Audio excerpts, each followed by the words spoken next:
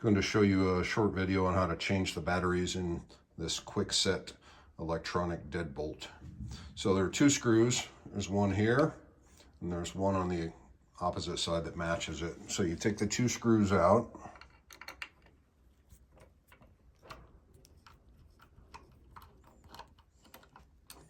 They are tiny, be prepared for them to fall.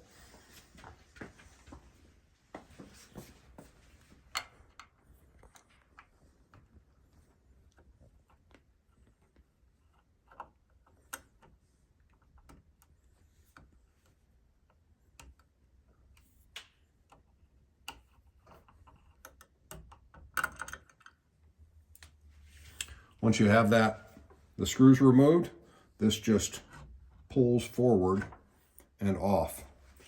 And then here on the top, you'll see this tab. All you do is grab this and lift